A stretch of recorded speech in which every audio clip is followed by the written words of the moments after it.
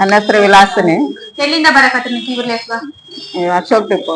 ಅಶೋಕ್ ಡಿಪೋಯಿಂದ ಏನು ಪ್ರಾಬ್ಲಮ್ ಸಲುವಾಗಿ ಬರಕತ್ತೀರ ಮತ್ತೆ ಕ್ಯೂರ್ಲೆಸ್ಗ?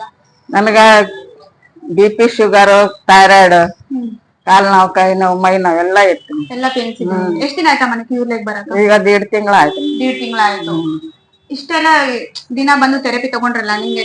1 ತಿಂಗಳು ನಾನು ಥೆರಪಿ ತಗೊಂಡ್ಮೇಲೆ ನಾನು ಬ್ಲಡ್ ಟೆಸ್ಟ್ ಮಾಡಿದೆ. ಬ್ಲಡ್ ಟೆಸ್ಟ್ ಮಾಡ್ಕೊಂಡ್ರಾ? ಅವಾಗ 450 ಇತ್ತು. ಏನು ಬ್ಲಡ್? ಇದು ಶುಗರ್ 450 ಮುಂಚೆ ಕ್ಯೂರ್ಲೆಗ್ ಬರಕಿನ ಮುಂಚೆ 450 ಇತ್ತು. ಇಲ್ಲ, ಕ್ಯೂರ್ಲೆಸ್ 1 ತಿಂಗಳು ಬಂದ್ಮೇಲೆ ಹೋದ್ಮೇಲೆ ನಾನು ಹೋಗಿ ಟೆಸ್ಟ್ ಮಾಡಿದೆ ಎಷ್ಟಾಗಿ ಕಡಿಮೆ ಆಗಿರ್ಬೇಕಂತ ಹೇಳಿ 450 ಇತ್ತು. ಇವಾಗ ಟೆಸ್ಟ್ ಮಾಡ್ಕೊಂಡ್ರೆ ಎಷ್ಟಿದೆ? ಈಗ ಮತ್ತೆ ಟೆಸ್ಟ್ ಮಾಡಿದೆ 2-3 ದಿನ ಬೆಲೆ ಟೆಸ್ಟ್ ಮಾಡಿದೆ 235 ಆಗಿದೆ. 230 ಆಗಿದೆ. ಕ್ಯೂರ್ಲೆಗ್ ಬರಕಿನ ಮುಂಚೆ 450 ಇತ್ತು. ಕ್ಯೂರ್ಲೆಗ್ ಬಂದ್ಮೇಲೆ 230 ಆಗಿದೆ. ಜ್ವರ ಕ್ಲಾಸ್ ಹಾಕ್ರಪ್ಪ ಅಮ್ಮ. ಥೈರಾಯ್ಡ್ ನಾರ್ಮಲ್ ಆಗಿದೆ, 80% ಆಗಿದೆ.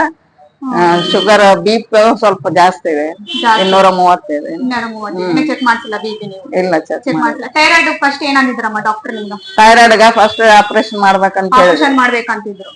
ಇಲ್ಲಿ ಕ್ಯೂರ್ಲೆಸ್ ಬಂದಲ್ಲ 1 ತಿಂಗಳ ಮೇಲೆ ನಾ ಟೆಸ್ಟ್ ಮಾಡಿದ್ರೆ ನಾರ್ಮಲ್ ಆಗ್ಯದ ಅಂತ ಹೇಳಿದ್ರು. ನಾರ್ಮಲ್ ಆಗಿದೆ. ಮತ್ತೆ ಟ್ಯಾಬ್ಲೆಟ್ ಏನಾದ್ರು ತಗೊಂತೀರಾ? ಇಲ್ಲ, ಟ್ಯಾಬ್ಲೆಟ್ ಏನ್ ತಗೊಂಡಿಲ್ಲ. ಡಾಕ್ಟರ್ ಕೇಳಿದ್ರು ಏನಂದ್ರು?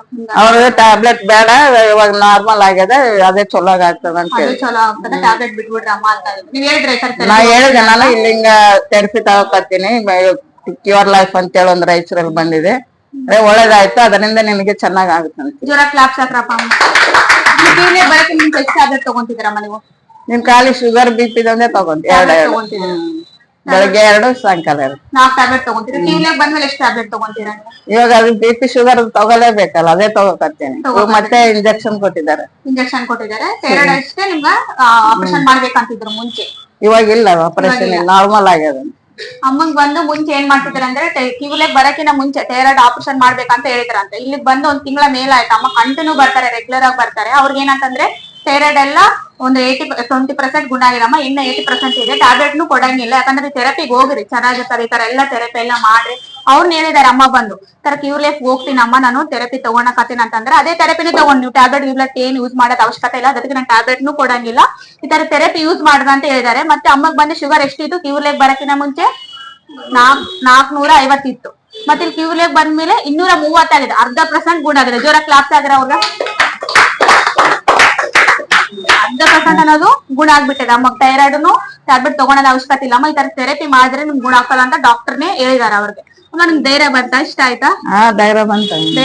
ಮೊದ್ಲೆಲ್ಲ ಜಗ್ಗಿ ಟೆನ್ಷನ್ ತಗೊಂತಿದ್ದೆ, ಇವಾಗ ಧೈರ್ಯ ಬಂತ, ಖುಷಿ ಆಯ್ತು ನಿಮ್ಗೆ? ಯಾಕಂದ್ರೆ ಮೆಡಿಸಿನ್ ಬಿಡ್ರಮ್ಮ, ಥೆರಪಿ ತಗೋ ಅಂತ ಡಾಕ್ಟರ್ನೇ ಹೇಳಿದಾರೆ. ಹೌದಾ? ಏನ್ ಬೇಡ ಅಂತ ಹೇಳಿದ್ರೆ ಖುಷಿ ಆಯ್ತು. ಶುಗರ್ BP ಗೋಲಿ ಕೊಟ್ಟಾರ. ಇಲ್ಲಿ ಬರೋವಾಗ ಅಪ್ಪಂಗೆ ಏನ್ ಹೇಳಕ್ ಇಷ್ಟಪಡ್ತೀನಿ? ಈಗೇನು ಎಲ್ಲಾರು ಇದೇ ಥೆರಪಿಗೆ ಹಮೇಶ ಬಂದ್ರೆ ಎಲ್ಲಾ ಸಮಸ್ಯೆಗಳ ನಿವಾರಣೆ ಆಗ್ತಾವ. ಬಂದ್ರೆ ಅದ್ರ ನಮ್ದೇ ಚೆನ್ನಾಗ್ ಆಗ್ತದ ಅಂತ ಹೇಳಕ್. ಯಾಕಂದ್ರೆ ಆಪರೇಷನ್ ಮಾಡ್ಬೇಕಂತಂದ್ರು ಅಮ್ಮ ತುಂಬಾ ಭಯ ಪಡ್ಕೊಂಡಿದ್ರು. ನಮ್ನ ಹೇಳ್ತಿದ್ರಿಲ್ಲ, ನಾವ್ ಕೇಳ್ತಿದ್ವಲ್ಲ, ಅಮ್ಮ ಆಪರೇಷನ್ ಮಾಡ್ಬೇಕಂತ ಇದಾರೆ, ಅದಕ್ಕೆ ನಾನು ಡೈಲಿ ಬರಕತ್ತೀನಿ, ನಾನು ಪ್ರಯತ್ನ ಮಾಡಕತ್ತೀನಿ, ನನ್ಗೆ ತುಂಬಾ ಭಯ ಆಗುತ್ತೆ. ನನ್ನ ಥೈರಾಯ್ಡ್ನು ನಾರ್ಮಲ್ ಆಗಿದೆ ಅಷ್ಟೊಂದು. ಯಾಕಂದ್ರೆ ಆಪರೇಷನ್ ಮಾಡೋದಂತನೂ ಇಲ್ಲ ಅಮ್ಮ, ಆಪರೇಷನ್ ಮಾಡೋದ್ ಏನ್ ಅವಶ್ಯಕತೆ ಇಲ್ಲ, ಟ್ಯಾಬ್ಲೆಟ್ ತಗೊಳೋದು ಅವಶ್ಯಕತೆ ಇಲ್ಲ, ಇದನ್ನ ಥೆರಪಿಗೆ ಹೋಗ್ರಿ ಅಂತ ಡಾಕ್ಟರ್ನೇ ಹೇಳಿದಾರೆ. ಅಮ್ಮಗ್ ಬಂದು ಜ್ವರ ಕ್ಲಾಪ್ಸ್ ಆದ್ರಿ.